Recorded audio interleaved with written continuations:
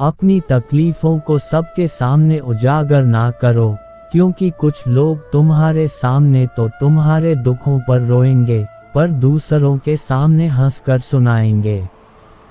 कोशिश करो कि जिस चीज़ के लिए तुम तरसे हो, किसी और को तुम्हारी वजह से ना तरसना पड़े, चाहे वो खुशियाँ हो, रिश्ते हो या सुकून।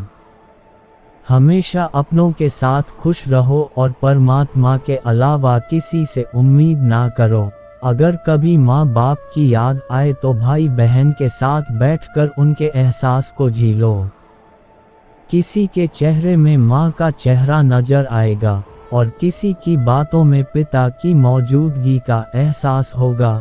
हमेशा जिंदा रहना है तो लोगों के दिलों में जिंदा रहो, और दिलों में जिंदा रहने के लिए दुआओं और नेक कामों में जिंदा रहो। फूलों की तरह मुस्कुराते रहो, भौरों की तरह गुनगुनाते रहो। रिश्ते भी चुप रहने से उदास हो जाते हैं, इसीलिए कुछ उनकी सुनो और कुछ अपनी सुनाओ।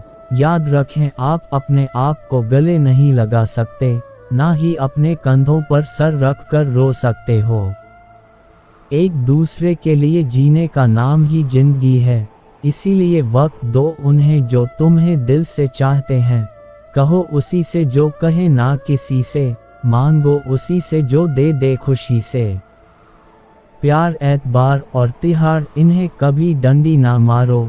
सोना बन जाओ सुनने वाला सुनकर, देखने वाला देखकर और सहने वाला सहकर। जब खामोश हो जाए तो समझ लेना कि उसका मामला अब ईश्वर की अदालत में पहुंच गया है। अगर हम ये कहने की बजाय कि दीवारों के भी कान होते हैं, ये कहना शुरू कर दे कि फरिश्तों के हाथ में कलम होती है, तो हमें लोगों से ज़्यादा परमात्मा की फिक्र होगी। जिंदगी में जो चाहे हासिल कर लो, लेकिन इतना ख्याल रखना कि तुम्हारी कामयाबी का रास्ता लोगों के दिलों को तोड़कर ना गुजरे। कमज़ोर लोग बदला लेते हैं, मजबूत लोग माफ़ कर देते हैं और अक्लमंद लोग नज़रअंदाज कर देते हैं। शमशान की राख देखकर मन में ख्याल आया कि सिर्फ राख होने के लिए इंसान जिंदगी भर दूसरों से कितना जलता है। जिंदगी को उस वक्त जीना सीखिए जब वो आपको तोड़ने की कोशिश कर रही हो। जब आप थकने लगे, हार मानने लगे, मायूस हो जाए और सब कुछ छोड़ देने का मन करें, तो रुककर एक बार जरूर सोचें कि आपने शुरुआत किस वजह से की थी। उस वजह को याद कर लें। मायूस मत होइए, क्योंकि उम्मीदों के समंदर में तूफान आते ही रहते हैं। कश्तियाँ डूब जाती हैं मगर सफ़र रुकता नहीं। मुसाफिर टूट जाते हैं लेकिन मल्लाह थकता नहीं। कौन क्यों चला गया ये ज़रूरी नहीं, क्या सिखा कर गया ये ज़रूरी है। कैलेंडर हमेशा तारीख बदलता है, पर एक तारीख ऐसी भी आती है जो कैलेंडर को ही बदल देती है।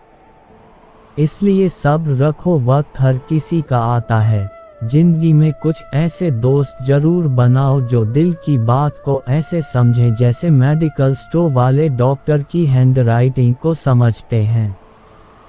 सलाह हारे हुए की, तजुर्बा जीते हुए का, और दिमाग खुद का इंसान को कभी हारने नहीं देता। दौलत एक ऐसी तितली है जिसे पकड़ते पकड़ते इंसान अपनों से दूर निकल जाता है।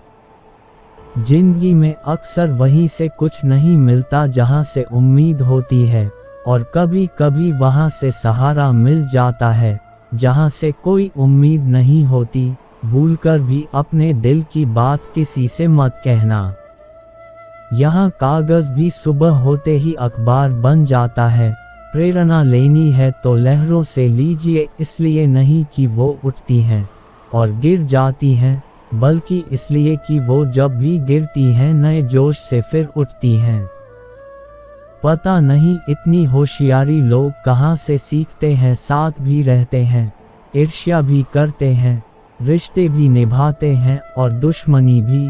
मुंह पर कुछ और पीठ पीछे कुछ और होते हैं। औलाद के लिए बाप वहाँ भी हाथ फैला देता है जहाँ वो पाँव रखना भी पसंद नहीं करता। दबे होंठ और खामोश जुबान को बना लिया है सहारा, सुना है कम बोलने से बहुत से मसले सुलझ जाते हैं। इंसान का कठिन समय उसके लिए दर्पण की तरह होता है, जो उसे उसकी असली क्षमताओं का दर्शन कराता है। जिंदगी हमें बहुत खूबसूरत दोस्त देती है, लेकिन अच्छे दोस्त हमें खूबसूरत जिंदगी देते हैं। गुस्से में इंसान बेकार की बातें तो करता है, मगर दिल की बात भी कह जाता है। मतलबी लोगों को सिर्फ कॉन्टैक्ट लिस्ट से नहीं, जिंदगी से भी डिलीट कर देना चाहिए। वक्त जरूर लगा पर मैं संभल गया, क्योंकि मैं ठोकरों से गिरा था, किसी की नजरों से नहीं। किसी को अपनी पसंद बना लेना कोई बड़ी बात नहीं, लेकिन किसी की पसंद बन जाना बहुत बड़ी बात है। उठ गए हो तो ईश्वर का शुक्रिया अदा कीजिए। हर एक जिंदगी के मुकद्दर में सवेरा नहीं होता। जीऊंगा एक दिन खुद के लिए, ये सोचकर एक बाप पूरी जिंदगी निकाल देता है। पुराने साल का बीत जाना और नए साल का आना सिखाता है कि जीवन में कुछ भी स्थायी नहीं है। जो साथ चल रहे हैं एक दिन साथ छोड़ जाते हैं। इसलिए हर पल खुश रहो और किसी से एक कोई उम्मीद मत रखो। स्नेह में ही ताकत है सामर्थ्य को झुकाने की, वरना सुदामा में कहाँ ताकत थी कि श्री कृष्ण से अपने पैर धुलवाने की। प्रेम एक ऐसा फल है जो हर मौसम में मिलता है और इसे अभी पा सकते हैं। प्रेम सबसे करो विश्वास, कुछ का करो लेकिन नुकसान किसी का भी ना करो। आज की दुनिया में हम सब व्यापारी बन गए हैं।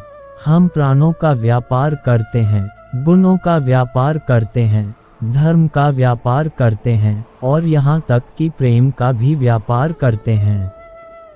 मोहब्बत त्याग की माँ है, वो जहाँ भी जाती है अपने बेटे को संग लेकर जाती है। कमल ऐसी शुद्धता का प्रतीक है, इसकी जड़ें कीचड़ में होती हैं पर फूल गंदगी से बहुत ऊपर होता है।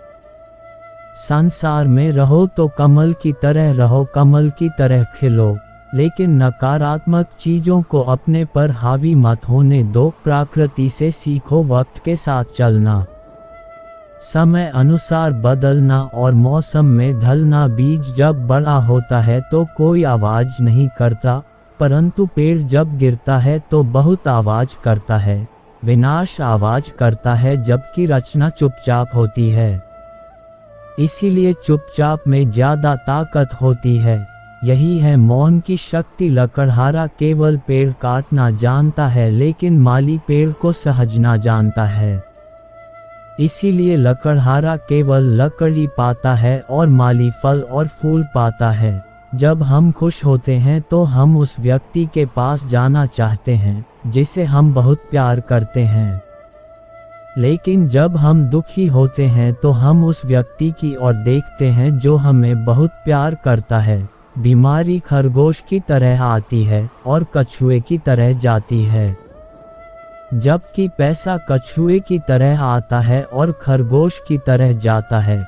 इच्छाएं, सपने, उम्मीदें और नाखून, इन्हें समय समय पर काटते रहना चाहिए, अन्यथा ये दुख का कारण बनते हैं।